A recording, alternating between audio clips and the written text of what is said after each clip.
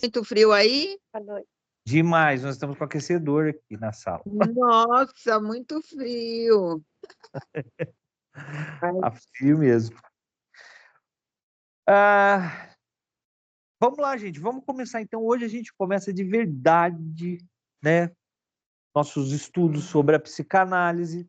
E por que a gente escolheu esse livro aqui, Conheça Freud? Porque esse livro vai contando de maneira muito sutil, muito leve, como que Freud descobriu a psicanálise. Olá, boa noite. Estamos começando agora a aula. Então, esse livro a gente escolheu por causa disso, porque ele tem uma forma muito sutil, muito leve, ele é cheio de desenhinho, né? Vocês viram aí, parece um gibi. Então, a gente vai pegando intimidade com determinadas terminologias da psicanálise, determinados conceitos da psicanálise, para ir a gente desmistificando muita coisa, né? Eu comecei a assistir aquela série da Netflix, Freud. No primeiro capítulo eu já parei. Porque é um desfavor, porque coloca ele justamente como que ele não era, o tarado, que só falava de sexo, só queria saber de sexo, né? Como eu disse em outras aulas, sexualidade para nós é obtenção de prazer. Estar aqui assistindo a aula é uma forma de sexualidade, porque nós estamos tendo prazer em assistir a aula. Então, a gente vai começando a quebrar esses conceitos, ganhar intimidade ganhar intimidade com a psicanálise através desse livrinho aqui, né? Vou ler aqui o início para vocês. Tudo o que você queria saber sobre neurose, libido, ego, id e algo mais que talvez esteja adormecido dentro de você. Interessante dos estudos de psicanálise que a gente sempre descobre algo em nós mesmos, né? O próprio Freud aconteceu isso com ele. Não espere milagres, os autores não pretendem que você se cure. Após a leitura do livro, no mínimo, você vai conseguir se proteger melhor contra seus pais. Porque também tem isso, né? Essa coisa. Como na aula daquele Minha Mãe é uma Peça, né? E ele falando, mandei a menina lá para psicóloga, a psicóloga falou, mata, você precisa matar sua mãe. Que matar minha mãe? Ela tá ficando louca? Vou lá dar na cara dela. Na verdade, não é esse matar essa mãe dessa forma, a mãe física, né? É um processo que acontece na adolescência, que chama morte dos pais infantis, onde você passa a deixar de ver os seus pais como heróis, como mitos, e começa a enxergar como humanos que são. Então, aquele pai infantilizado morre, né? E surge ali o pai, a mãe humano. E é por isso que a treta na adolescência é inevitável, né? A gente vai ter um capítulo só para falar disso. Combinando a pesquisa séria, profunda... prof, perdão. Desde que você falou tudo que você queria saber sobre Freud, onde está isso? Não estou achando. Na primeira página aí. Ué, será que não imprimiram para mim isso? Não tem no PDF? Não tem problema, isso aqui é só a introdução. Fica tranquila, tá? Eu acho que é a capa. Não deve ter ido no PDF, mas é só a capa. Né? Isso aqui é só uma introduçãozinha do nota da editora, tá bom? Acho que não foi mesmo, prof. Não tem problema. Isso é nota da editora. Dependendo de como vocês imprimiram, isso está na última página. Mas vamos lá. Combinando pesquisa séria profunda com humor inteligente, as páginas desenhadas que Apagnese e Zarate, que são os autores, traçam um panorama da descoberta da psicanálise feita por Freud, que modificou nossas atitudes, nossos conceitos de doença mental, de religião, arte e cultura. Leia, divirta-se, aprenda. Vamos lá, então, para... Aí sim, acho que está na página 4, começa aí, né? O dia 6 de maio de 1856. Sigmund Freud nascia em Freiburg, Morávia, hoje Tchecoslováquia. Na época, pertencia à monarquia Danúbia austro-húngaro e a sua família era judia. Guardem bem essa questão de que Freud era judeu. No dia 6 de maio, então, todo dia 6 de maio é comemorado o dia do psicanalista, porque foi o dia de nascimento de Freud. Seu pai, Jacob Freud, de 1815, né, ele nasceu em 1815 e morreu em 1896, foi um bem-sucedido comerciante de lã. Emily Netson, a mãe, casou-se com ele aos 20 anos. Jacob já tinha 40. Tinha também 2 filhos adultos e netos. Sig foi o primeiro dos 8 filhos de Emily e o seu preferido. Então, o pai de Freud, ao todo, teve 10 filhos, 2 num primeiro casamento, aí ele ficou viúvo, casou com a mãe de Freud, ela tinha 20 anos, e o Freud foi o primeiro da prole dessa família, né?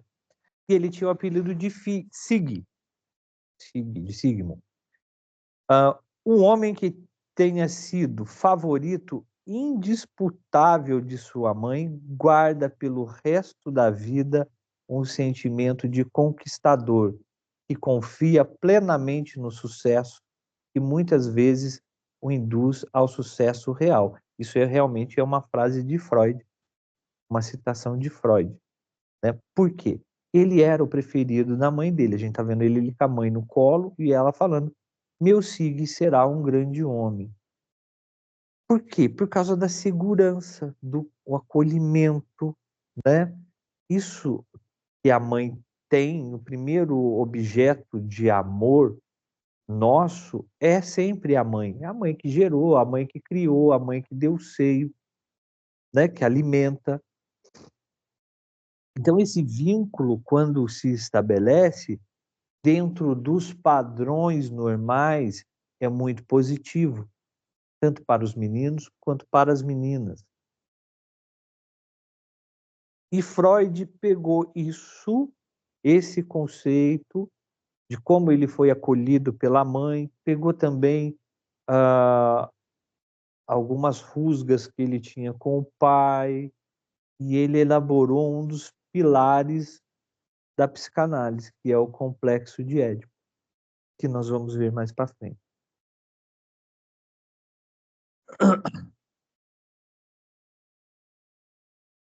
A família de Freud mudou-se definitivamente para Viena, antiga capital do Império dos Habsburgos. Gente, às vezes eu vou falar aqui abrasileirado, porque é difícil falar húngaro, russo, alemão, tudo junto, que às vezes é meio complicado, mas vamos lá. Quando criança, Freud tinha como heróis personagens que revelavam sua profunda aversão à Viena imperial, o antimonarquista Oliver Cromwell e o general cartaginês Aníbal. Gente, é o seguinte, o Freud cresceu, era judeu, né? Ele cresceu numa Viena já com traços antissemitas. Né? Os semitas eram um conjunto de povos, né, que tinham as mesmas crenças e costumes. Né? Foram os hebreus, os assírios, os fenícios, os árabes, né? E eles eram considerados filhos de Sem, que era um dos filhos de Noé. E aí veio os semitas, e deu origem ao povo judeu. Por isso, quando a gente fala em antissemitismo, estamos falando contra o povo judeu. E o que imperava ali era isso, porque os judeus nunca tiveram assim uma terra meio que certa, né? A gente vê ainda hoje Israel é ou não é do judeu, o pessoal brigando lá, né, na faixa de Gaza e tudo, porque os hebreus foram expulsos saíram, né, os hebreus saíram do Egito lá no Êxodo, na história do Êxodo, e saíram caminhando pelo deserto, procurando um lugar para ser deles. Então, eles eram tipo assim, ladrões de terra, tidos como ladrões de terra, poceiros, chegavam e invadiam tomando conta, né? Então, isso gerou esse antissemitismo que não surgiu na Alemanha do dia para a noite. Isso já vem arrastando desde lá de trás, desde anticristo, desde antes de Cristo, já vem arrastando essa treta com os judeus. Veio, culminou na Segunda Guerra Mundial, o descalabro que a gente viu, né? Mas Oi, Lady Jane, boa tarde, boa noite, nós estamos na página 6. Então, E o Freud, desde pequenininho, tinha ali, né, um general, um antimonarquista, que combatia esse império antissemita, que era o Oliver Cromwell, e o general Aníbal, que era cartaginês, que também combatia os imperialistas.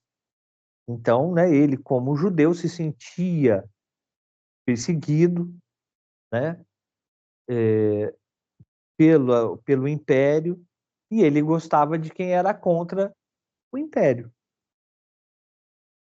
Aí o pai de Freud, passeando com ele, pergunta: por que Aníbal, meu filho? Porque ele era semita e contra os romanos. E a Áustria, na época, era antissemita e católica. Aos 12 anos de idade, Freud, aos 12 anos de idade, ouviu de seu pai uma história. Um imbecil jogou meu chapéu na rua e gritou: fora da calçada, judeu. E o que você fez? Freud pergunta. Bem, peguei meu chapéu e saí.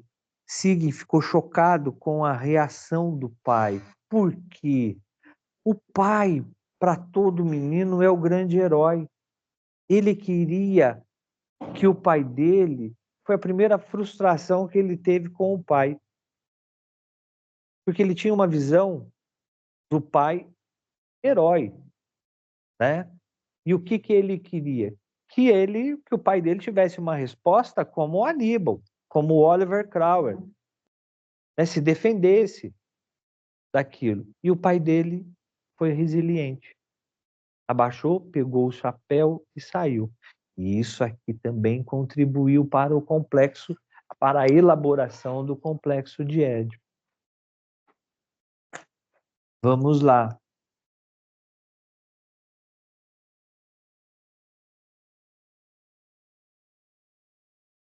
No final do século passado, Viena era famosa pelo seu Danúbio Azul, pela sua espirituosidade, pela sua volúpia, pelas valsas, seus cafés, mas mantinha também seu lado sombrio, a miséria.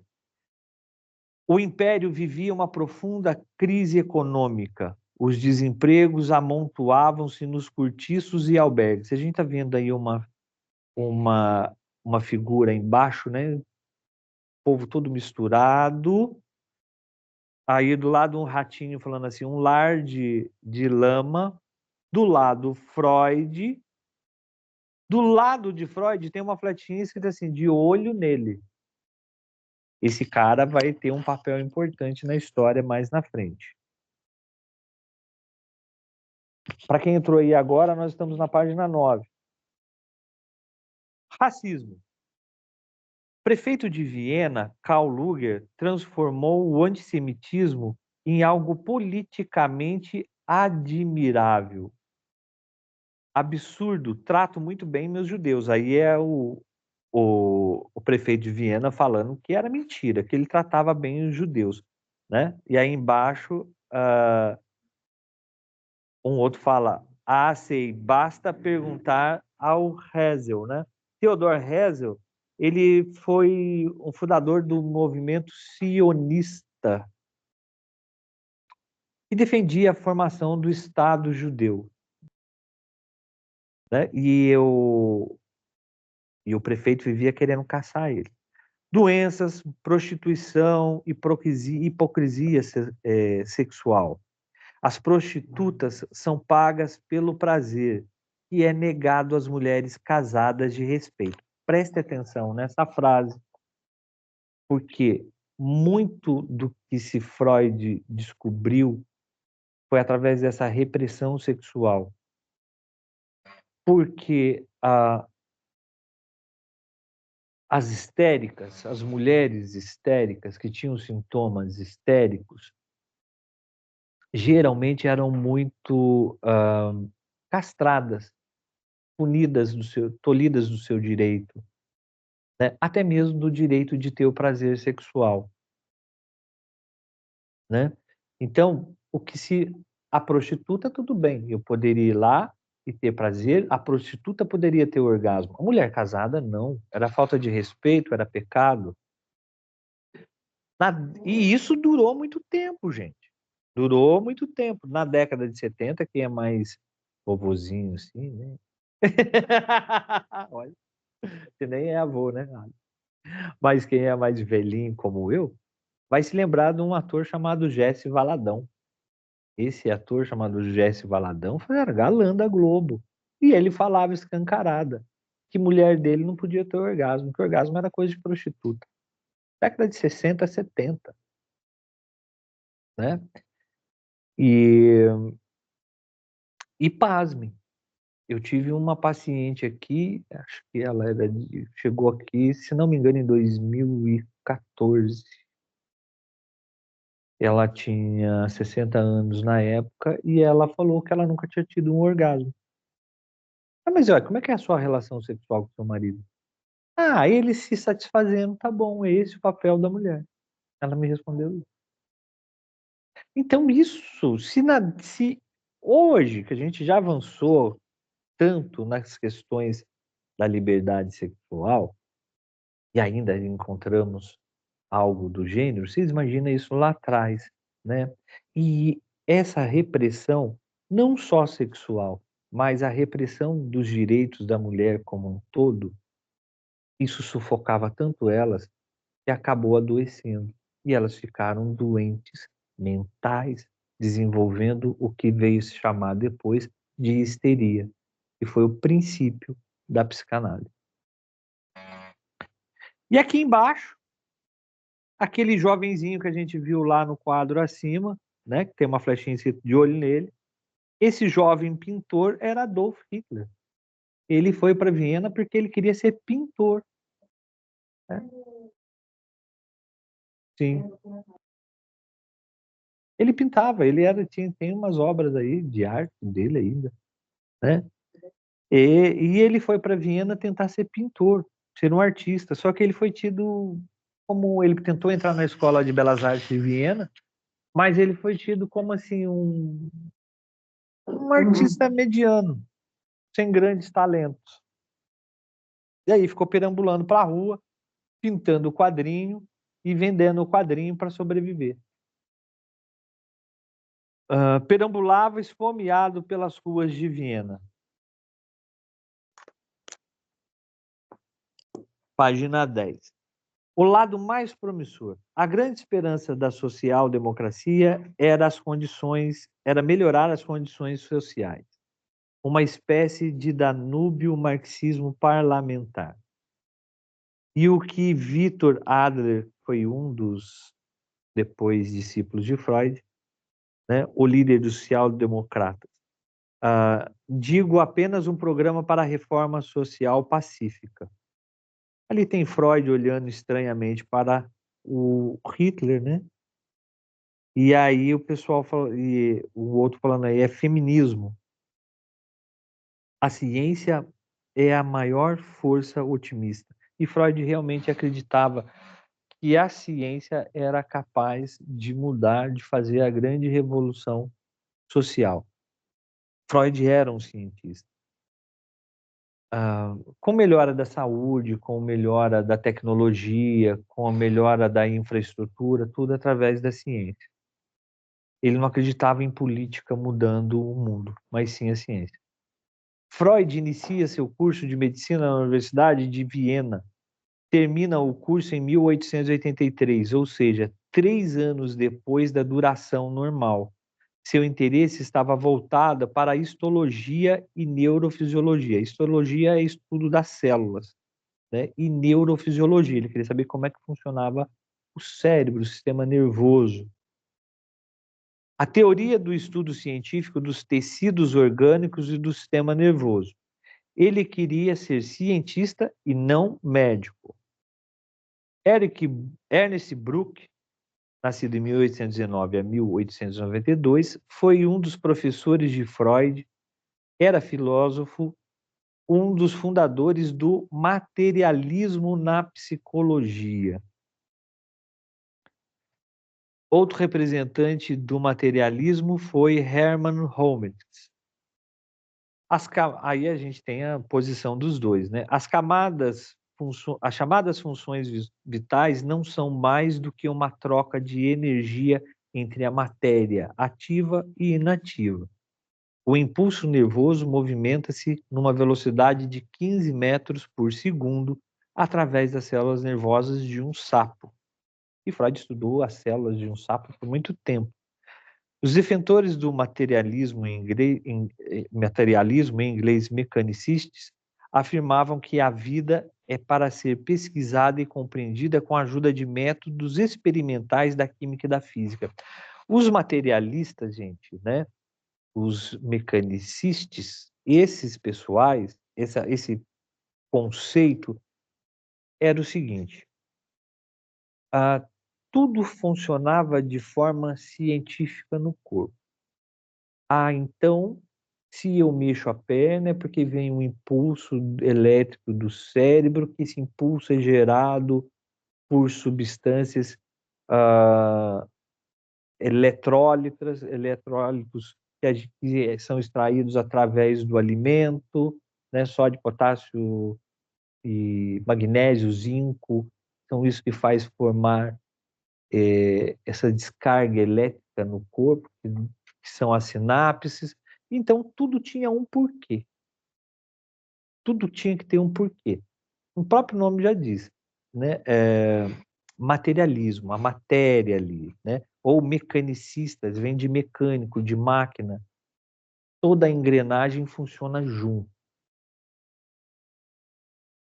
Isso atrapalhou um pouco o Freud lá na frente, mas vamos ver. 1876 a 1881, Freud produz um trabalho importante e pioneiro sobre as células nervosas. O materialismo coloca questões inquietantes sobre a consciência humana.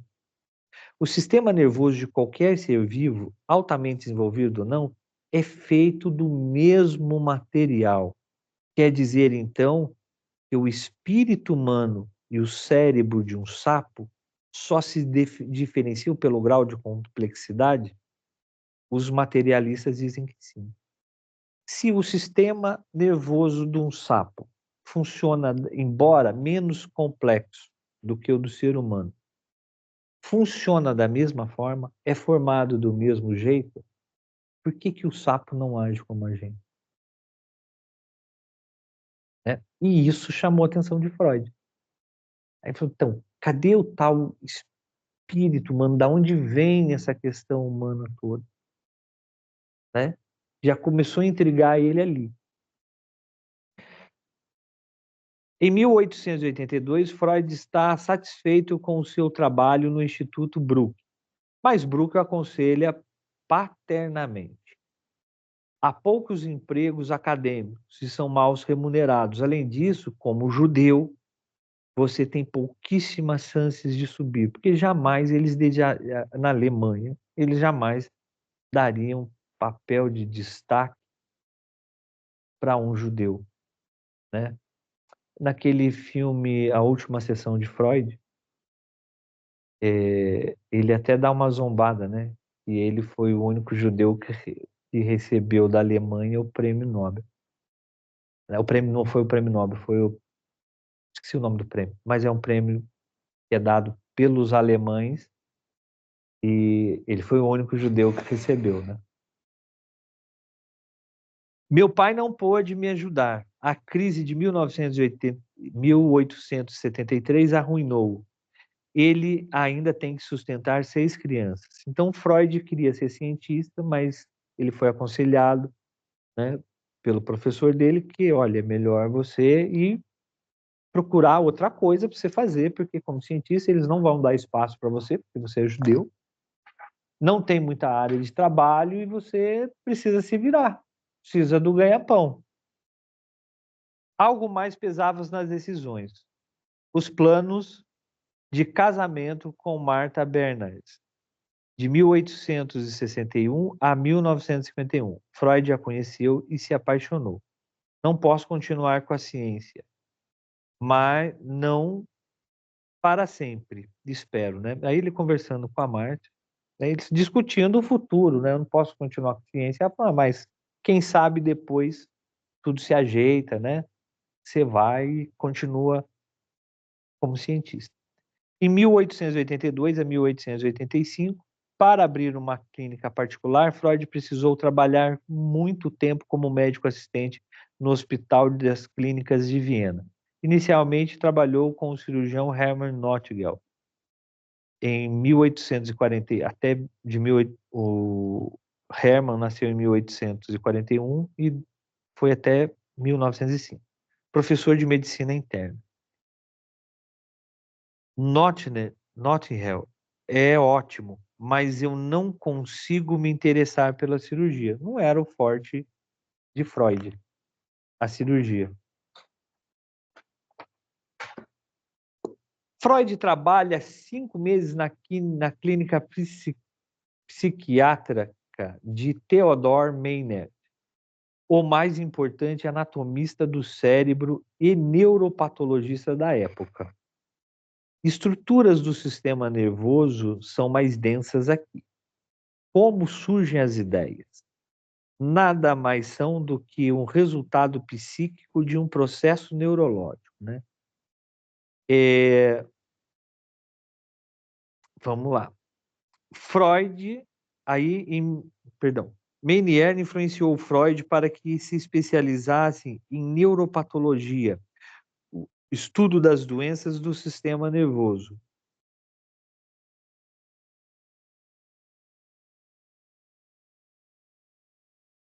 O Meinier, né, ele, por muito tempo, depois ele acabou influenciando, né, uma técnica chamada mesmerismo, que é o uso de magnetismo para curar doenças, né, e também que deu início à hipnose. Depois desenvolveu, ele que foi que ajudou a desenvolver a hipnose. E Freud usou lá na frente um pouco. 1884 a 1897, Freud pesquisa os efeitos da cocaína e começa com ele mesmo. Chega a receitar a marca. Cocaína é um antidepressivo, um anestésico inofensivo. Aí, gente, a gente cai numa polêmica danada que vão falar que Freud foi viciado em cocaína. Mas, se vocês pegarem aí, hoje está fácil, vocês der uma gugada aí, vocês vão ver que na época dele, cocaína vendia-se na farmácia, né? Como analgésico, anestésico, para tudo. Para dor de estômago, para tudo usava-se a cocaína. E Freud foi querer saber mais sobre a propriedade da cocaína, né? Principalmente como anestésico.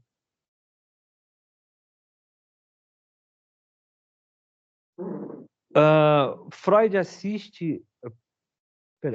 o filósofo Ernest von Fleisch-Maxwell, um grande amigo de Freud, sofria de um tumor na mão. Agora sou viciado em morfina.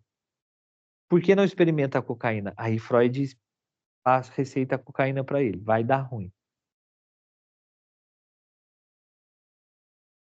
Em 1885, Freud assiste uma bem-sucedida de operação dos olhos em seu pai, realizada pelos seus colegas Karl Kohler e Leopold Kurenstein. A cocaína foi usada como anestésico local.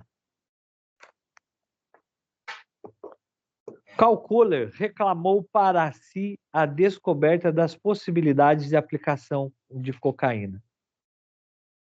Uma pena, meu jovem. E aí Freud lá embaixo, né, nos pés dele, lá ele passando por cima de Freud. Eu perdi minha chance e quase arruino minha reputação. Porque Freud achava que se ele fizesse um estudo e fosse bem sucedido nos estudos com a cocaína, seria a grande virada dele, né? Ele seria reconhecido, teria as gratificações, direitos sobre a descoberta, enfim, iria sair da pindaíba. Só que o colega dele passou a rasteira nele e pegou para si. Mas o tiro saiu pela culatra. Por quê? Por volta de 1886 se tornaram conhecidos os primeiros casos de cocainômano. E aí que começaram depois a perceber que a cocaína viciava e tinha problemas, né? E aí então o cara ali, o Kohler, que reclamou para ele, o estudo caiu em desgraça. Por isso que eu falei para vocês que o tiro saiu pela culatra. E Fleisch Maxwell, o amigo de Freud, que tinha um tumor na mão, tornou-se irremediavelmente dependente. Aí Freud falando aqui, eu não levei em conta os efeitos colaterais da cocaína. Nunca se deve generalizar um fator isolado. Em 1885 a 86, 19 semanas com Charcot. E aqui a gente começa a aprofundar um pouco mais nos primeiros passos da psicanálise. Freud recebeu uma pequena bolsa para estudar em Paris com Jean-Martin Charcot, de 1825, né? O Charcot nasceu em 1825 a 1893. O mais famoso neurologista do mundo e diretor do manicômio de Salpêtrière. Senhores, minha paciente Jane Avril, dançarina do Moulin Rouge. Charcot tem ideias um pouco ortodoxas sobre a histeria. E aqui ele vai... o Charcot começa a trabalhar com mulheres com quadros histéricos, né? E ele tinha um pensamento diferente, porque os mecanicistas, os materialistas, achavam que era uma disfunção fisiológica do cérebro que causava a histeria. Algo não funcionava muito bem no cérebro dessas mulheres. O Charcot já vinha com uma posição diferente. Não, o cérebro delas funcionam normalmente. Algo aqui está acontecendo.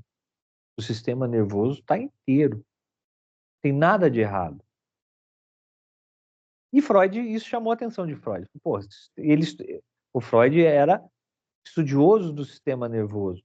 E aí chamou a atenção dele. Falou assim, não tem nada ali que atrapalhe, está tudo funcionando bem. O que é então? Então vamos lá. Mas o que significa a histeria? A palavra grega histera significa colo ou útero. Acreditava-se que somente mulheres mostravam sintomas histéricos. O que são esses sintomas histéricos? Paralisias, espasmos, sonambulismo, alucinação, perda da fala, dos sentidos e da memória.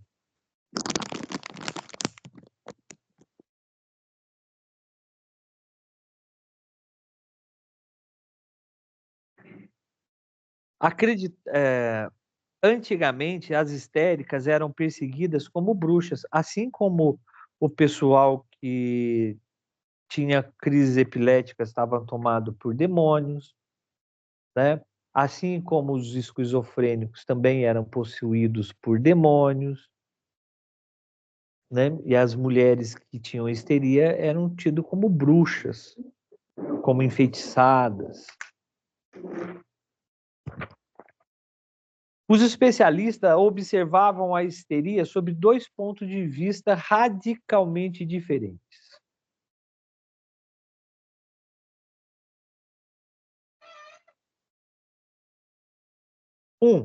A a histeria é uma irritação dos órgãos sexuais femininos que pode ser tratada com pressão no ovário ou com saco de gelo ou intervenção cirúrgicas no clitóris. Né? Então, eles achavam que o útero era inflamado e que isso provocava esses sintomas todos. Então, saquinho de gelo ou massagem ali na região abdominal, e, em último caso, mutilava-se, né? Amputava o clitóris.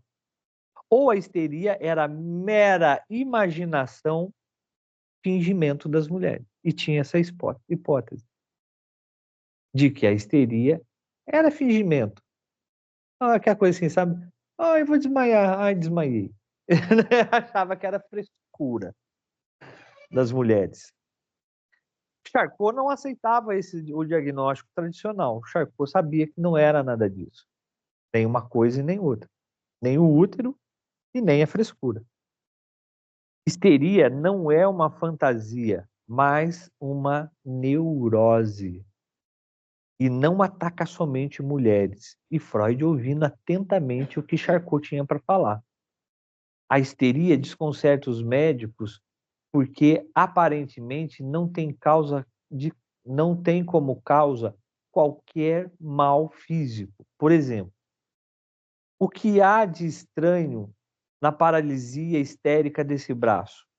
Ela começa nas pontas dos dedos e termina abruptamente bem nos ombros. Mas, por exemplo, uma paralisia provocada por um acidente qualquer não é tão precisa como ela. Ela se espalha pelo resto, no rosto ou numa perna e etc. A histeria ignora a anatomia. Ela é uma perturbação da função e não uma perturbação da estrutura. E Freud pergunta lá: será que o sintoma é o efeito de uma ideia? Por quê? O Charcot, ele começou a olhar que que não era só mulher que sofria de histeria, homem também tinha homens com sintomas histéricos. Então não podia ser problema do útero, porque o homem não tem útero. Pô, isso aí está errado. Né? E ele começou a observar que certas paralisias eram muito precisas. Por exemplo, se você tem uma plegia de braço, né? Uma hemiplegia, né? Ou uma hemiparesia. Hemiparesia é dormência, né? Falta de sensibilidade. A hemiplegia é estar parado mesmo. Uma plegia do braço, né? Você vai fazendo, tem uns testes que você pega assim uma agulha, são várias agulhas de vários calibres para você fazer teste neurológico, né? E você vai espetando a pessoa com agulha de vários calibres para testar a sensibilidade dela. Quando você tem uma plegia, né, por um acidente vascular cerebral, ou um acidente de carro que você rompe o plexo braquial aqui, corta a movimentação do braço, tem certas partes que você sente ainda, né? Para baixo, para cima do ombro, para baixo do ombro ainda tem um pouco de sensibilidade. Na histeria não, vinha exatamente até o ombro, nesse caso que ele sentou. Então era bem delimitada, como se houvesse uma fronteira, daqui para lá você sente, daqui para lá você não sente. E não é assim que acontece. Quando a estrutura é acometida, né? Não é tão preciso assim. E aí Freud começou a pensar, bom, se não tem nada de errado, né, fisiologicamente falando, será que não pode ser uma ideia? Aí começou. Charcot demonstrou uma surpreendente semelhança entre a histeria e a hipnose. Com a ajuda da hipnose, podia-se produzir sintomas histéricos como as paralisações, né? Então, quando Charcot hipnotizava lá os pacientes lá, as pessoas, falavam assim para ela, agora você não está sentindo mais o seu braço está duro. Pum. Esticava o braço ficava duro. Né? Aí eu falei, poxa, mas eu consigo reproduzir os sintomas da histeria. Agora você vai ficar cega. Aí a pessoa não enxergava mais nada. Agora você vai parar de falar. E a pessoa queria falar e não saía nada. Mas, caramba, na hipnose eu consigo produzir sintomas histéricos. Tem alguma coisa aí de diferente. Um sintoma desaparece ou se transforma. Por que não usar a hipnose como terapia? O Freud questiona. Porque somente histéricos podem ser hipnotizados com sucesso. Nem todo mundo não consegue, nem todo mundo é hipnotizável até hoje, né? Tem técnicas de hipnose e muitas vezes próprios alunos mesmos perguntam, por que não usa a hipnose então como tratamento? Porque a hipnose cura o sintoma, mas não a causa. Então, se eu faço uma hipnose para a pessoa parar de fumar, ela vai parar de fumar, mas ela vai desenvolver uma compulsão por uma outra coisa, por exemplo, beber, comer demais. Alguma coisa ela vai usar em substituição. Por quê? A raiz do problema não foi morta, não foi extinta. A raiz do problema está aqui. Você cortou esse galho, quer o fumo. Outro galho vai brotar. Por isso que a hipnose não dá muito certo. Em casos menos graves, até dá certo. Eu já fui hipnotizado por um colega para parar de comer doce de leite. Porque eu era viciado em doce de leite. E deu certo. Não, doce de leite não. E é ruim até de falar, mas... Aí eu comi um pote de doce de leite com queijo mineiro em cima. Né? Então, isso funciona. Mas não era a minha... Era mais uma questão de vício mesmo ali no doce, né? Aquela coisa de ser meio formiga. Não era algo muito grave. Eu não desenvolvi outra compulsão. Por exemplo, larguei de comer doce de leite e fui virar chocolate, né? Não passei a fumar, não passei a beber. Não era nada muito grave. Então, às vezes, dá certo sim. Mas em casos muito graves, não funciona. Funciona para aquele sintoma. Aquele sintoma é extinto. Mas corre-se o risco de sair um outro sintoma.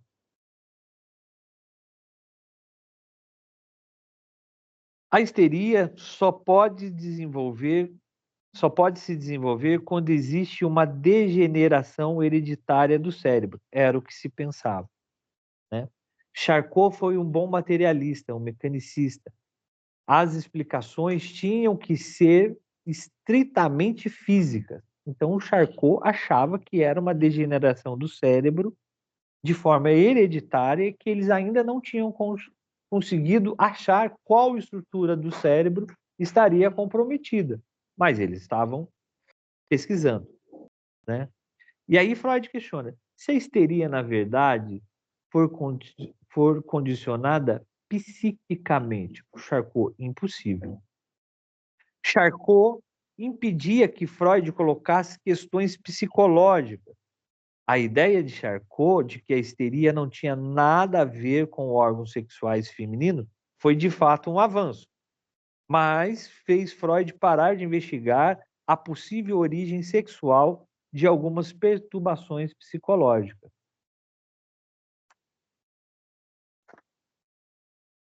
Em abril de 1886, Freud abre um consultório particular de neuropatologista e atende seus primeiros histéricos.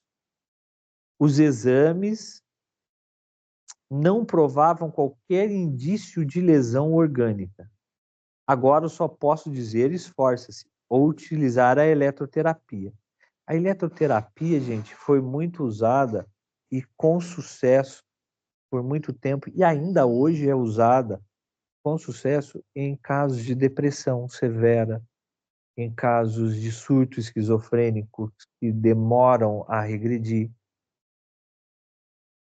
é uma boa ferramenta. A eletroconvulsioterapia para pessoas que têm crises convulsivas, né? E estava surgindo na época de Freud. O que acontece, tem um livro chamado... esqueci o nome, vou lembrar para vocês, mas conta a história da psiquiatria. As bizarrices da psiquiatria. É as bizarrices da língua portuguesa, bizarrices da história, é uma coleção. E chama As Bizarrices da Psiquiatria, ou da Psicologia, alguma coisa assim. Dá conta a história dos manicômios, como surgiu os manicômios. Era um verdadeiro depósito. A gente não quer ver esse louco andando pelado pela rua. Tira e coloca num lugar. Em Londres, aos domingos, eles abriam e cobravam ingresso. O povo ia assistir, ver os louquinhos na cela, pelado, masturbando, passando bosta na parede. Né? Era tido como um show de horrores. Né? Foi o Pinel, um médico chamado Pinel, por isso que a gente fala, o cara tá meio Pinel, né? Que olhou e falou assim, não, gente, peraí, eles são doentes, mas são gente. Vamos começar a melhorar isso. E a eletroconvulsoterapia, a eletroterapia, gente, é bem sucedida. Só que começou a ser usado, assim, indiscriminadamente nos manicômios. Tá surtado? Vai lá e frita o cérebro do cara. Gente, e até o faxineiro fazia isso. Que é um procedimento médico, tem que ser feito em centro cirúrgico, com o paciente anestesiado, todo monitorado. Eu acompanhei aqui no São Lucas, um caso de eletroconvulsoterapia, em que a mulher era esquizofrênica, entrou num surto, e ela não saía com antipsicótico de forma alguma. E aí falaram, vamos fazer isso. Né? Em 5 sessões ela saiu zerada. E o incrível que assim, né? Ela chegou totalmente quebrando tudo e saiu conversando normalmente. Era inacreditável se você pegasse a pessoa que entrou e a pessoa que saiu. Mas tudo controlado, tudo monitorado. O que aconteceu é que usava-se isso de forma indiscriminada, né? Eles faziam muitas vezes numa carga mais aumentada mesmo, tipo assim, para fritar, era esse o termo usado, fritar o cérebro da pessoa, porque aí ela não incomodava mais. Essa alta descarga acabava dando uma lesão muito grande e a pessoa ficava abobada. Por algum tempo teve a lobotomia também, na década de 60, começou a se praticar, tirar pedaços do lóbulo do cérebro, do lóbulo frontal, lobo parietal, para tentar normalizar as pessoas. Tem até um caso clássico que foi a irmã do John Kennedy. Eles tinham uma irmã que era perturbadinha, que ela tinha esquizofrenia. Isso seria um escândalo, né? E ela engravidou porque ela saía, o povo aproveitava, né? Alguém lá aproveitou, ela apareceu grávida, eles abortaram, tudo por debaixo do pano, que seria um escândalo para a família. E aí o pai dela ouviu falar da lobotomia e mandou que se fizesse uma lobotomia, né? O pai dos Kennedy. Que na verdade era ele que articulava a família inteira, ele que você vai para presidente, você vai para deputado, você vai para guerra, você não vai, você fica. Era ele que articulava tudo isso, coordenava toda a família. E aí ele fez isso. E ela foi uma das últimas a morrer e morreu num sanatório. Porque ela, depois da lobotomia, ela ficou... Não existia mais a pessoa. Ela era um, um fantoche. Senta, senta, levanta, levanta. Come, come. Bebe, bebe. Sem saber quem era, não lembrava de mais nada. não me engano, o nome dela era Rose. Mas vocês dão uma googada aí, vocês acham essa história. Pele e músculos são estimulados localmente, não tem nenhuma semelhança com a terapia, à base de choques elétricos descoberto posteriormente. Aqui o Freud usava, né, mais assim, a eletroterapia mais local, como uma forma local. 15 de outubro de 1886, Freud apresenta o seu trabalho sobre histeria masculina, que já foi um choque, né? A maioria achava que era só de mulher, e ele vai e apresenta o trabalho de histeria masculina. Aí ele foi achincalhado, né? Besteira, histeria significa útero. Charcot levou o senhor à loucura. O senhor pode comprovar um único caso de histeria masculina em Viena? Freud sempre foi um materialista convicto. Em sua primeira publicação científica, ocupou-se com a afasia. Afasia é a perda da fala. Em 1891, uma lesão cerebral que afeta o poder da fala. Seu segundo trabalho foi a paralisia cerebral infantil de 1891 a 1893. Freud considerou inútil a eletroterapia,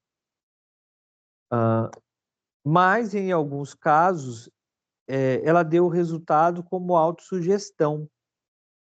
Por que não aplicar ao máximo a autossugestão, ou seja, a hipnose? Na verdade, quando a gente fala em autossugestão,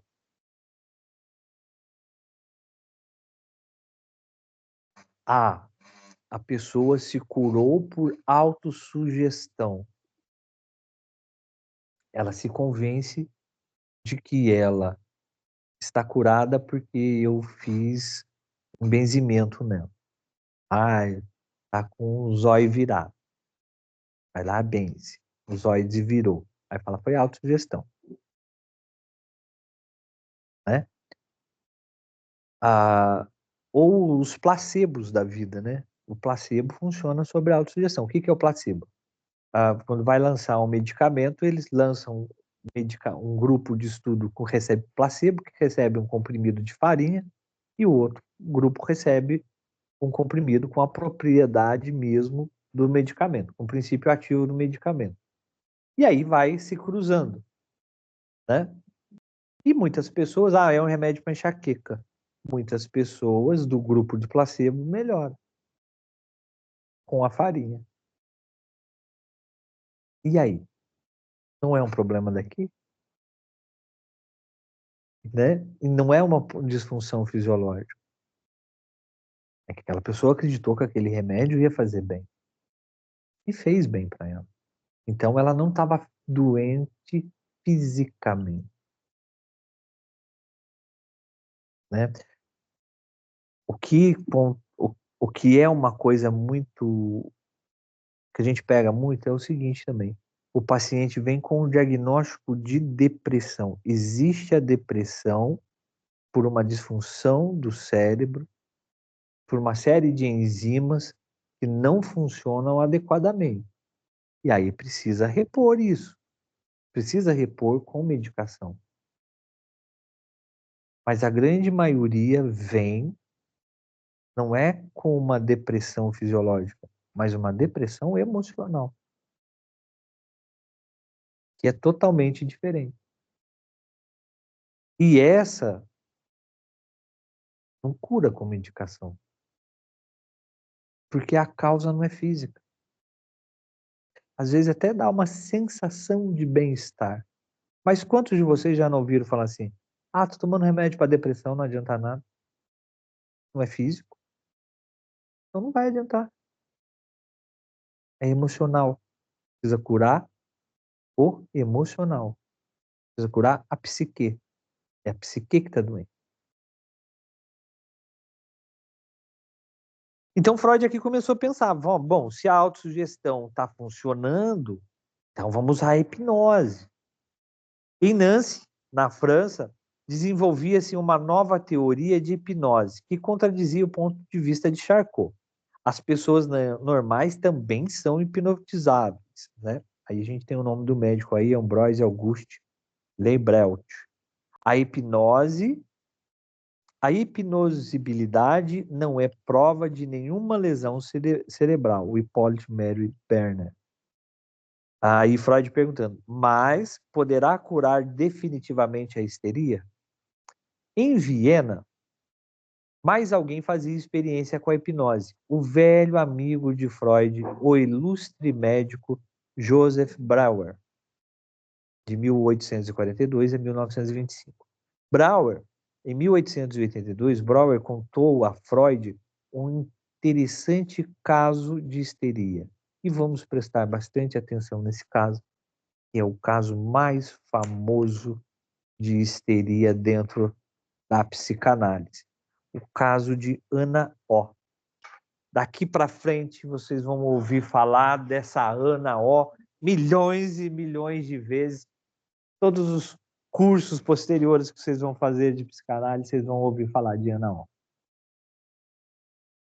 Uma mulher inteligente, de 21 anos de idade, teve uma educação muito rígida, era sexualmente imatura. Em julho de 1880, o pai de Ana adoeceu gravemente. E aqui Charcot contando para Freud, tá, gente? E aí a Ana O falando.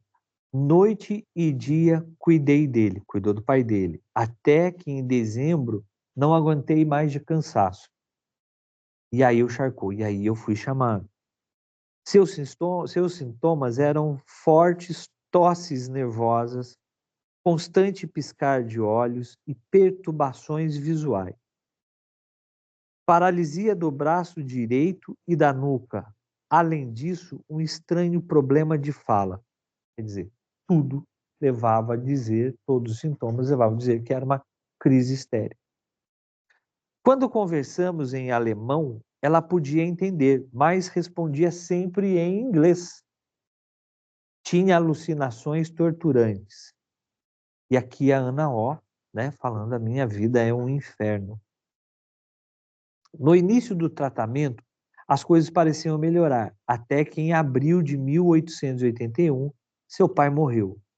Suas alucinações se tornaram cada vez mais violentas durante o dia, mas à noite ela caía num transe quieto e murmurava palavras entre si mesmas, né? Então ela ficava balbuciando, ela dormia falando meio que acordado, meio que dormindo.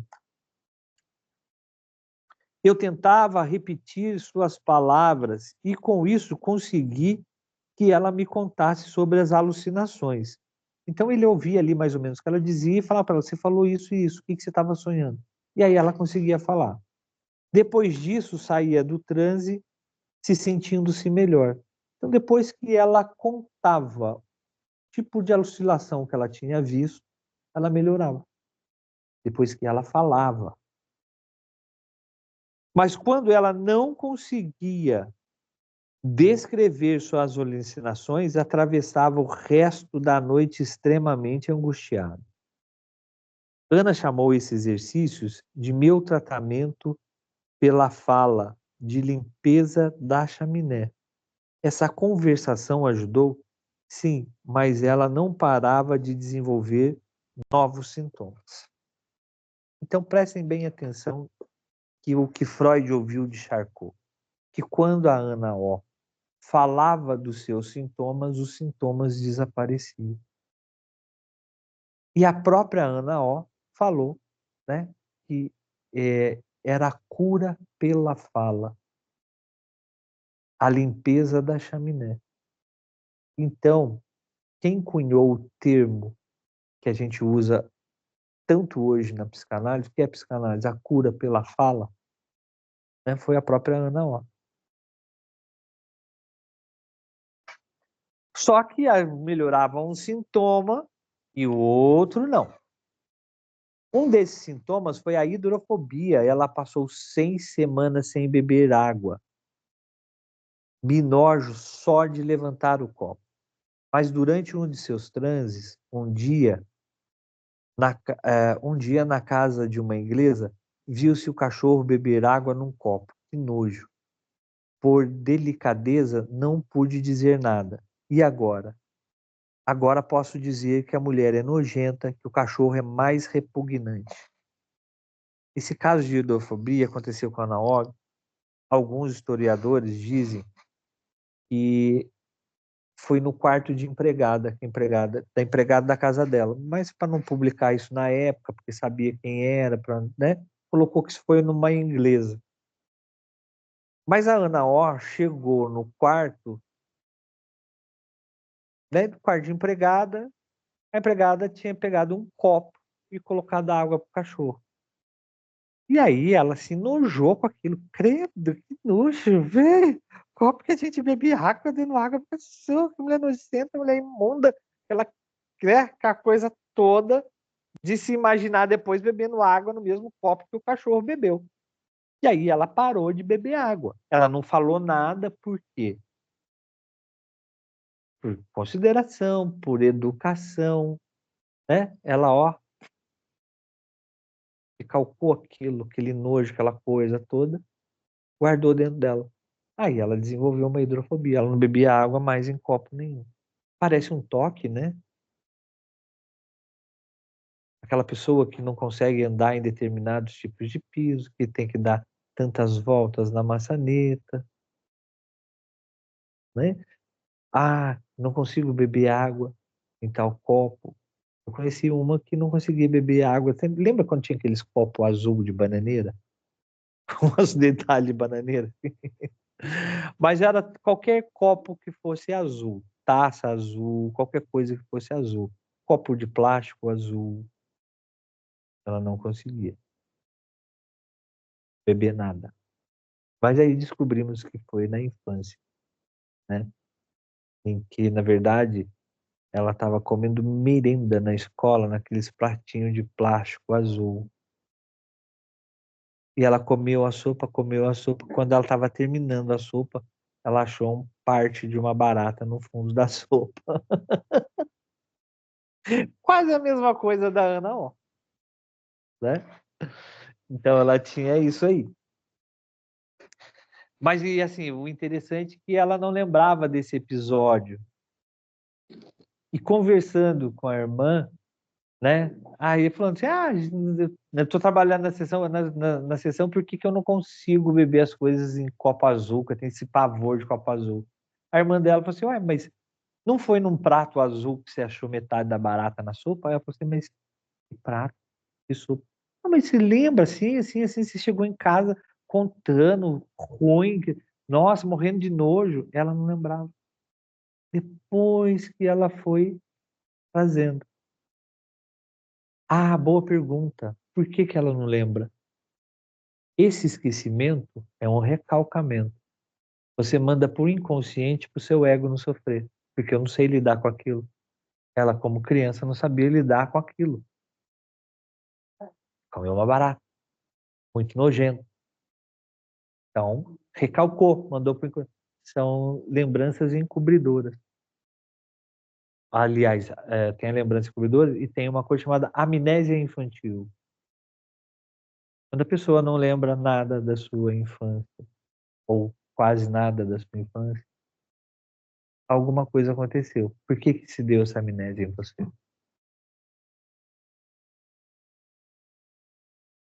Não é nada bom guardar na caixinha. Não. A gente acha que é bom colocar no fundo do baú que nunca mais que aquilo está resolvido. Não está resolvido. Você simplesmente está mascarando. Sem sentimento. Sem o nojo, sem tudo isso. Mas, então, quando isso veio à tona, quando ela conseguiu falar para o Charcot e xingar, né? Agora posso dizer que mulher nojenta, que cachorro mais repugnante, como é que faz um negócio desse? É uma porca mesmo. Ela pôs para fora.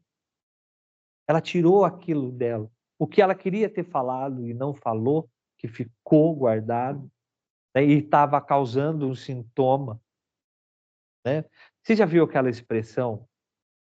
Deixa eu falar, senão eu vou ter um câncer. Deixa eu falar, senão eu vou ter um câncer. Deixa a pessoa falar, senão ela vai ter mesmo. Se ela não tiver um câncer, ela vai ter outra coisa. Né? Visto que o câncer de mama, 95% deles, 92% deles é comprovado cientificamente que é de fundo emocional. E tem um estudo mais avançado dizendo que o câncer, pesquisando o câncer de mama do lado esquerdo, está relativamente ligado aos relacionamentos. Mãe e filho, esposa, marido. Ô, prof, posso perguntar Oi, uma coisa aqui? Juliana, peraí. Oi? Pode falar. É que eu não abri a câmera, porque eu tô com a luz bem escurinha. Ô, prof, assim, se a gente tiver com um paciente que tem esses bloqueios de memória e a pessoa não foi hipnotizada, não for hipnotizável, como é que a gente faz para curar um trauma? Não sei, ainda é cedo para falar nisso, mas porque eu tô entendendo é que tudo tem um começo, né? Tudo vem de uma situação. E aí, se a pessoa não consegue recordar dessa situação, como é que faz? Tem que encaminhar para outro profissional, tem que ir profissional que é só de, não sei, regressão, hipnose. Boa pergunta, Juliana. Deixa eu responder para você. Vou plugar aqui o microfone. Seguinte, a Juliana pergunta se a pessoa não consegue lembrar, como é que a gente vai curar? Boa pergunta, né? Quando nós iniciamos no tratamento de psicanálise com o paciente, ao longo das sessões, ele começa a ter insights, começa a lembrar de coisas que antes não lembrava. Por quê? Você começa a tirar coisas de dentro desse baú. Às vezes vem em forma de insônia, às vezes do nada a pessoa fala, putz, lembrei isso. Começa a vir. Tem traumas que às vezes são mais profundos, né? E a gente manda a pessoa, pede para a pessoa perguntar para a mãe, perguntar para o pai, perguntar para a irmã, como é que foi a minha infância, como é que foi essa fase que eu não lembro o que aconteceu, né? Ah, como é que a gente morava onde, vivia como, aconteceu alguma coisa comigo, eu fiquei doente, fui internado, alguém em casa estava doente, aconteceu alguma coisa na minha escola. A gente usa esse recurso. Se de tudo não conseguir trazer à tona, né, alguns comportamentos a gente sabe aonde foi barrado. Por exemplo, se a pessoa tem um toque, isso aconteceu na fase de desfraude dela, que a gente chama de fase anal, que vai dos 2 aos 4 anos. Então, eu sei que ali teve algum problema. Então, eu consigo trabalhar nesse aspecto, né? A pessoa rói unha, mas não se lembra de nada que aconteceu? Tá, eu sei que isso foi da fase oral, do 0 aos 2 anos, né? Tem problema de baixa estima, não lembra o que aconteceu, se chamaram a sua atenção por algo que você fez, se você era chamado de burro na escola, não lembro, não conseguiu lembrar? Tá, eu sei que isso aconteceu ali entre os 4 e 6 anos, 4 e 7 anos, que é o que a gente chama de fase fálica, que é o surgimento do superego, a criação do superego. O superego é aquele que aponta o dedo para você e fala, você fez errado, não faça isso. E nem vai que dá certo. Mas ser muito feio. Você vai lá. Entendeu? O superego é esse cara que fala assim dentro da gente. Tem certeza que você vai fazer isso? E elimina a nossa autoestima. Quem tem autoestima baixa tem um superego muito duro. Então, eu posso não saber, às vezes, a origem, mas eu sei a fase que isso aconteceu, o trauma. E aí a gente começa a trabalhar em cima dessa fase. Certo, Juliana? Perfeito. Então, tá. Ô, prof, essas fases, a gente vai estudar isso mais profundamente? Ou e quem descobriu foi Freud, essas fases de anal, fálica, tudo onde foi? Aonde surgiu? Ai, eu com pressa, já querendo saber. Nada ansiosa, né, Juliana? Então, Mas nós vamos aprofundar nelas, nós vamos dar uma pincelada nelas aqui nesse livro, depois nós vamos para outra apostila e aí nós vamos aprofundar nelas e ver tudo direitinho. Mas essa teoria é de Freud. As fases da psicossexualidade infantil. E a gente vai ver tudo isso. Está na grade. Não tem como fazer psicanálise, é um dos sem passar por isso. É um dos pilares da psicanálise também. Então vamos lá, página 30. Ó, já estamos na página 30, hein? Também, né? Tudo desenhinho, como diz as criançadas. Quando ela saiu do transe, quando ela saiu do transe, até agora eu tinha esquecido este cachorro, né? Então ela esqueceu daquilo tudo e parou de beber água. Depois que ela lembrou do coisa, colocou tudo para fora, ela começou a beber água. Aí Freud fala, interessante. Daí por diante, decidi hipnotizá-la. Aí o Charcot, dali por diante, falou assim, agora eu vou começar a hipnotizar a Ana O para ver o que vai acontecer. Então, até aí, o Charcot já tinha 3 grandes descobertas. Todo sintoma desaparecia quando ela narrava o seu primeiro aparecimento.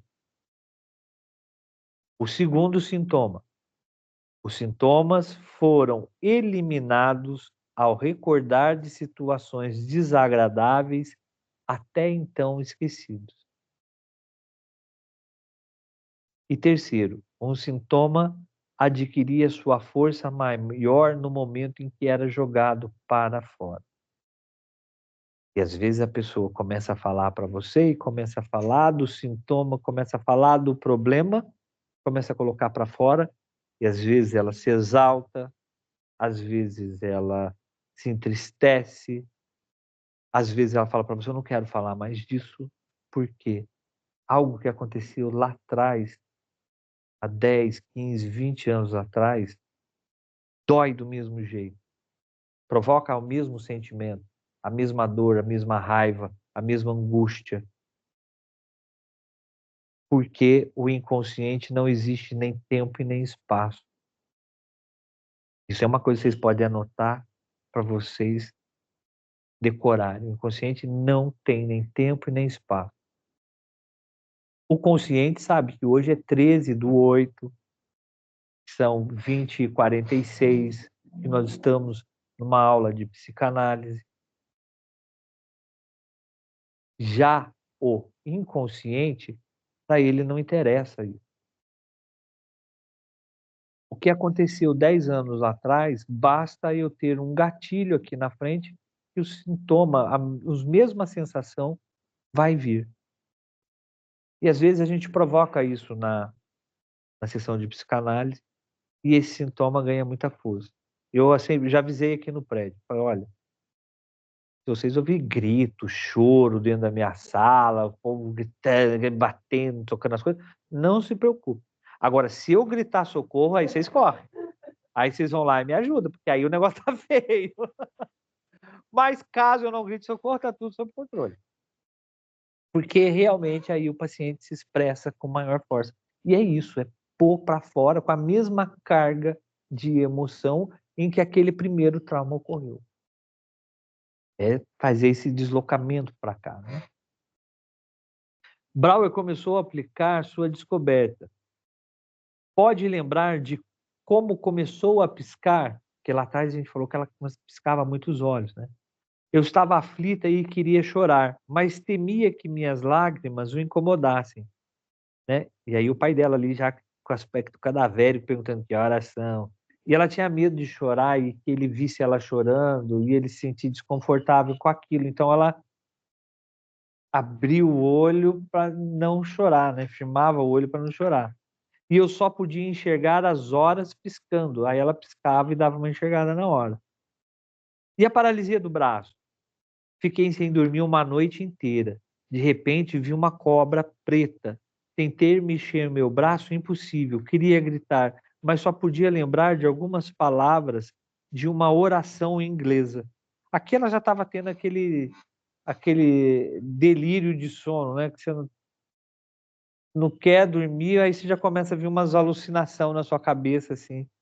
Não sei se vocês já tiveram essa experiência, quando você força para não dormir e vem uns flashes assim esquisitos na sua cabeça, fala, nossa, tô sonhando acordado, né? Essa técnica, Breuer chamou de método catártico de Breuer. Fez com que, nos meses seguintes, os sintomas de Anas foram eliminados. O método catártico, gente, catarse, né, vem lá da origem do grego, e catarse significa purificação, né? Então, era libertar o que estava reprimido. E, através desse método, a Ana O começava a libertar, né, os traumas. Ele trazia aquilo que ela não conseguia lembrar, ele trazia para a consciência, e ela falando, né, ela falando sobre esses traumas, sobre o fato ocorrido que ocasionou nela um desconforto, os sintomas desapareciam. E aí vamos pegar um negócio aqui. Aí o Breuer falando aqui, logo podemos encerrar o tratamento. Aí a Ana O agarra ele e fala, ainda não. E aí ele fala, ela tornou-se totalmente dependente. Uma noite o Breuer foi chamado na cama de Ana. Aí ela aqui, a Ana falando, estou grávida, o filho é seu. Aí ele, Deus, ela está tendo alucinações novamente. Eu fiquei chocado, aqui o Breuer falando, eu fiquei chocado e no dia seguinte abandonei Viena com a minha mulher para uma segunda lua de mel. Freud contou a Charcot o caso. Ele não ficou nem um pouco impressionado. Assim, até 1889, Freud não pensou em empregar o método catártico de Breuer.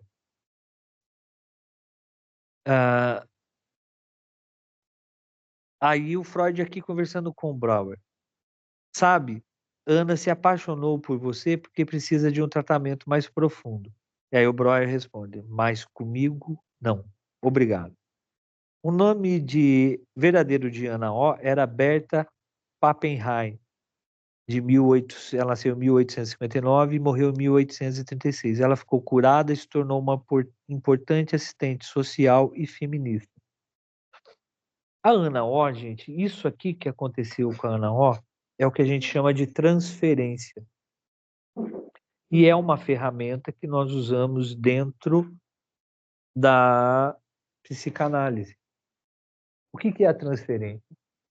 É quando o paciente transfere para o psicanalista toda a representação, todo o simbologismo de importância na vida dele. Né? Então, existem tipos de transferência que a gente vai ver lá na frente, alguns tipos de transferência. Aqui é o que a gente fala de transferência erótica. Lembrando que erótico não é pornográfico para nós na psicanálise. Erótico vem de Eros, que era o deus do amor. Então, transferência erótica, transferência amorosa.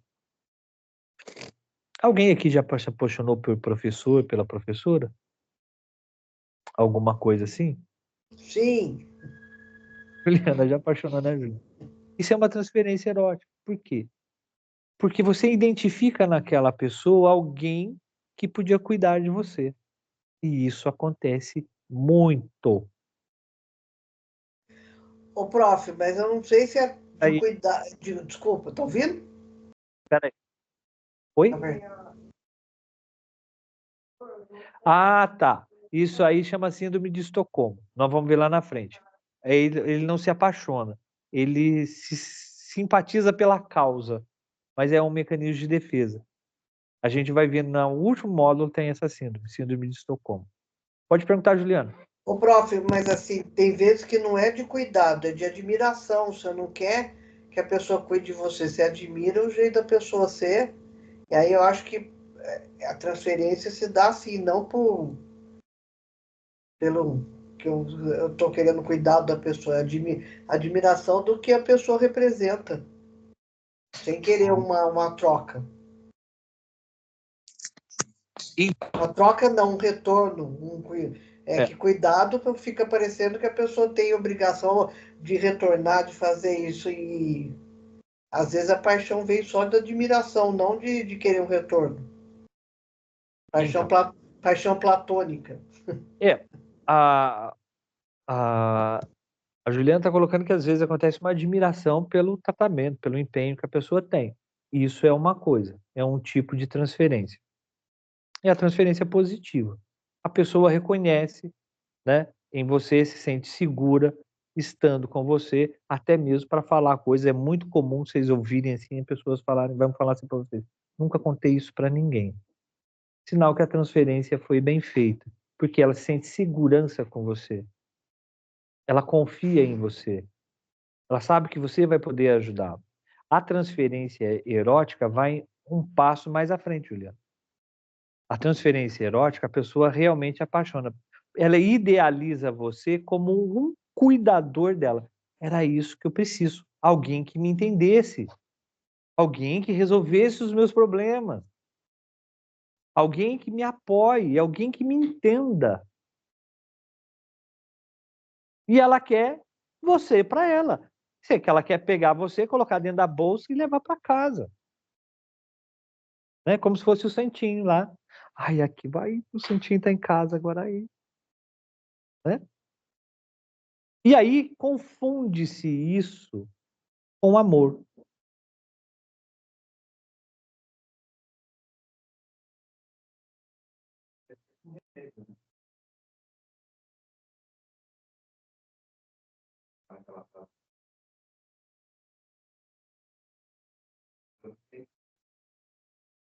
Com a medicação.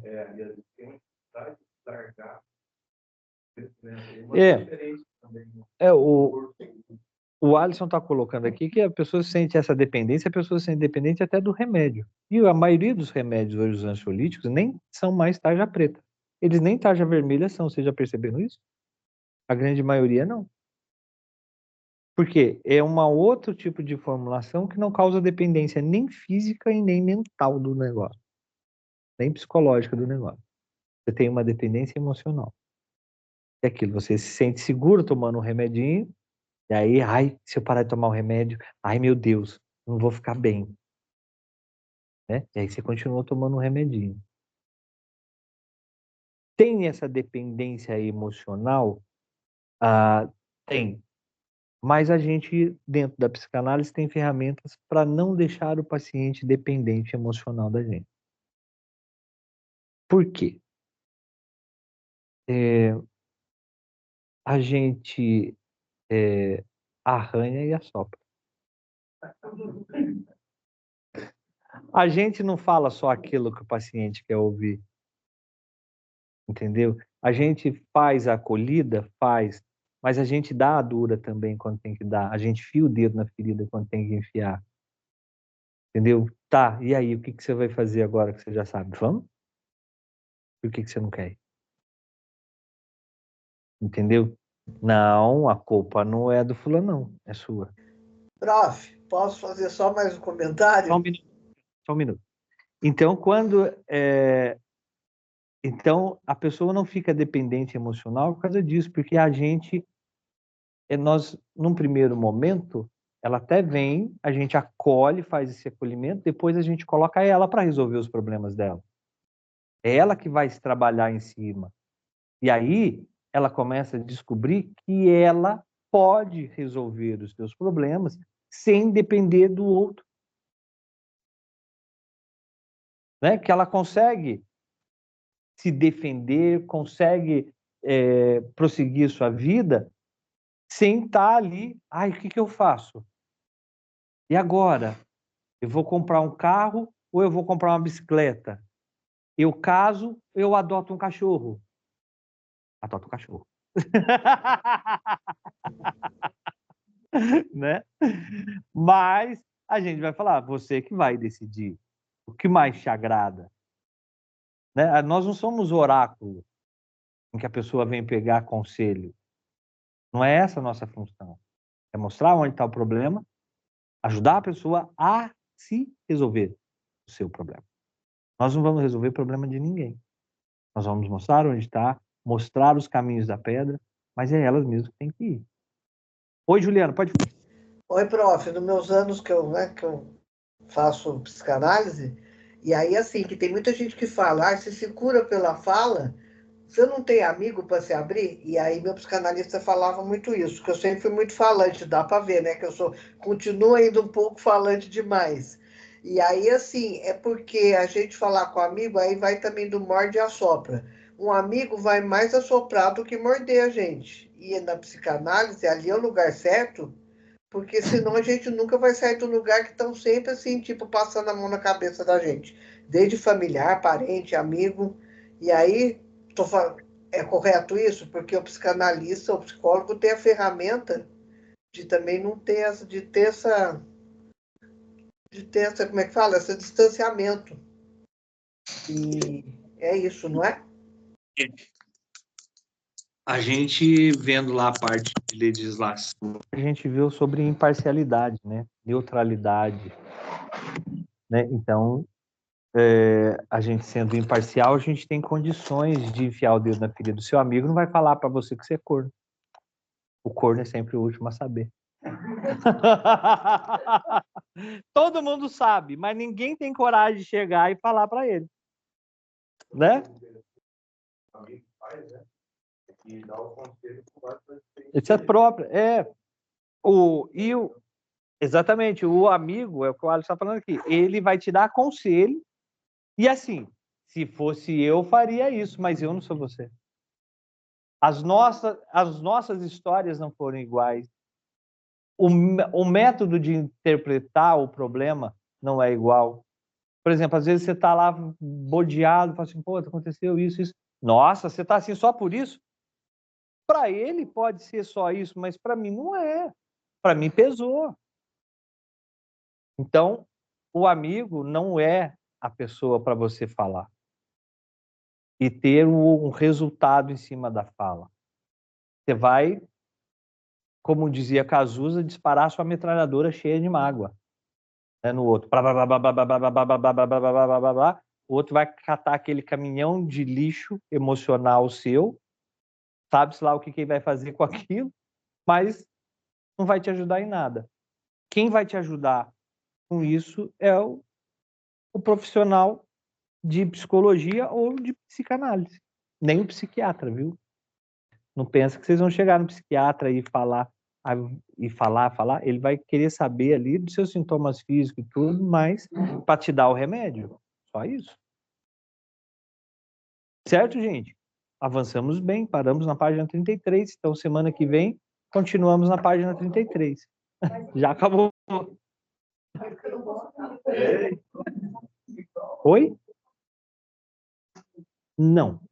Não. A Lorelai, Lore, para os íntimos, está perguntando se a gente pode atender amigo. Depende do grau de amizade. Se for uma pessoa que eu não sei quem é o pai, quem é a mãe, quem são os irmãos, que eu nunca frequentei a casa dele, que é aquele cara do trabalho, oi, bom dia, que você chama de amigo, aí sim.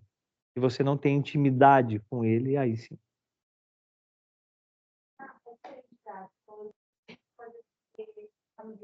Familiar também não. Não. Por quê? Não pode. Não pode atender familiares próximos de primeiro grau e segundo grau se você tiver convívio. Por quê? Porque você não vai conseguir manter a sua imparcialidade. Inconscientemente, você pode manifestar alguma coisa sobre aquela pessoa. E a criar algum conflito e piorar até a situação da pessoa. Entendeu? Por isso que não pode amigo, não pode parente próximo. Em grupo, você pode tratar, você pode cuidar da mesma família. Eu tenho aqui pacientes que pertencem à mesma família, filho, irmãos, esposa e marido. Você pode. Isso você pode tratar. Porque são pessoas indiferentes, embora o metabolismo da carne seja igual, cada um absorve de uma forma diferente. Entendeu? O que para um irmão foi nada, para o outro pesou muito. Então, a gente consegue... e é até mais interessante, porque você consegue entender melhor a dinâmica da casa, a dinâmica da família, em que âmbito que eles foram criados, né? Cada um vai trazer uma posição diferente para você, mas sempre com imparcialidade, né? E sempre também mantendo aquilo, é que eu sempre falo aqui, não é porque eu trato fulano de tal que ele vai saber o que ocorre aqui. O que se fala aqui fica aqui, sigilo. E se eu achar que precisa levar algo para alguém, eu vou te perguntar. Ó, precisamos falar de tal assunto com a sua mãe. Quem chegou aqui tinha uma mãe e uma menina, acho que não foi você. Eu pedi para a mãe vir junto, porque eu precisava falar com a mãe um assunto. Mas primeiro eu perguntei para ela, preciso falar isso com sua mãe. Você concorda? Ela me demorou 2 semanas para responder. Tudo bem, se você não quiser, a gente não fala. Não se sinta pressionado. É no seu tempo, se você quiser. Se você nunca quiser falar isso com a sua mãe, a gente não fala. Tudo bem? Tudo bem. Aí ela pensou, não, eu quero sim, eu quero que a minha mãe saiba disso. Então, vem a mãe fala. Mas com a autorização sempre do paciente. E ela é não, ela não é de mim, não é. Mas a gente tem que ter esse cuidado. Mesmo às vezes vem paciente aqui que é de menor, adolescente, e os pais ficam, o que ele falou para você? Ele tá fumando maconha? Ele tá cheirando cocaína? Ela já deu? Ela tá tomando anticoncepcional? Você não vai falar isso nunca. Você quebra a transferência com o paciente, ele perde a confiança com você. Aí tá bem. Né? Não foi para isso. Eles querem saber. Lógico que você tem que dar uma devolutiva, porque eles são os pais, são responsáveis. Tá bem, o processo está indo bem, ele está conseguindo melhorar, evoluir, se enxergar. Está indo bem. Não está melhor em casa? Está melhor em casa, mudou o comportamento, está menos agressivo, está menos depressivo. Então é isso. Mas você não vai expor a intimidade do paciente de forma alguma, nem que seja para o pai e para a mãe.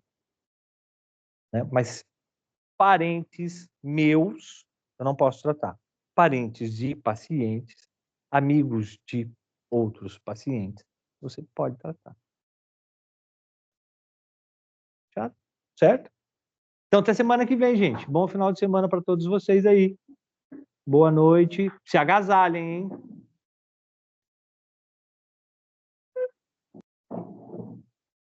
Oi. Pode deixar aí. Não, pode deixar aí.